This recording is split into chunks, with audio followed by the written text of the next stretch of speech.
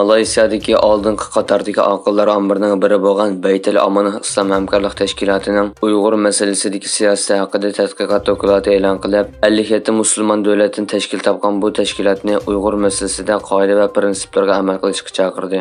Dokladda Uyg'urlarning diniy, e'tiqodiy, siyosiy erkinligi va kishilik huquqining dafsanda qilinishiga tutilgan qo'sh o'lchamga qarshi Islom hamkorlik tashkilotining nizomnomasi va prinsiplarga amal qilgan vaqtning yetib kelganligi ta'kidlandi.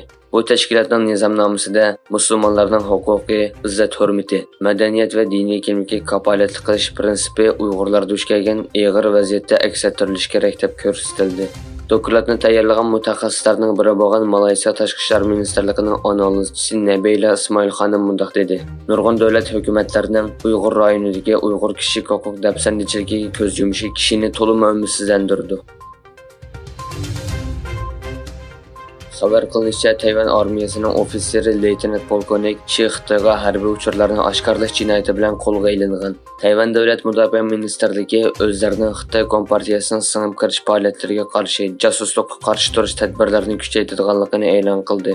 Yaqin qo'nyolda Tayvan armiyasida kapitan unvoni va uningdan yuqori vazifa o'tagan kam deganda 21 aktiv yoki pensiyaga chiqqan ofitser Xitoyga josuslik qilish jinoyati bilan ayblangan.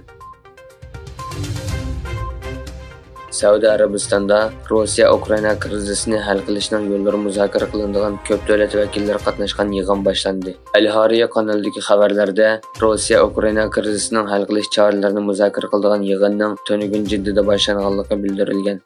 Xabarda ko'plagan davlatlarning davlat bexatarlik maslahatchilari va vakillarining yig'inga qatnashganligi bayon qilingan bo'lsa-mu, qatnashgan davlatlarning ismi va yig'inning qancha kun davom qilinadiganligi qatorliq tafsilotlar kirgizilmagan. Qozog'iston bilan Xitoy o'rtasida imzolangan viza kechirim qilish kelishimi rasmiy ijro qilinishga boshlagan. Qozog'iston taratqullarining xabar qilishicha, Qozog'iston hukumatining 2023-yil 7-oyning 26-kundagi farmonida Qozog'iston Jumhuriyati hukumati bilan Xitoy hukumati o'rtasidagi viza kechirim qilish kelishimi ma'qullandi deyilgan.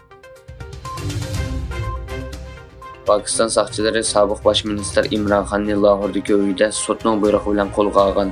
Pakistan taratqullaridagi xabarlarga qaraganda, Imron Xon bosh ministr bo'lgan mezgilda topshirib olgan sovg'atlarning tafsilotlarini oshkorlamaganligi uchun sudlangan sudda gunohkor deb qaralgan.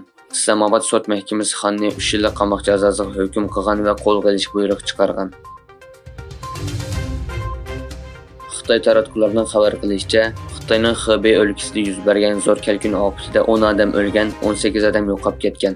Ommaviy taratqularda tarqalgan ko'rinishlarda ofat ahvolining amaliyotda xilli og'ir ekanligi ma'lum bo'lmoqda. Xatar ostida qolgan rayondagi taxminan 600 ming odamni tarqatlashtirish xizmati boshlangan.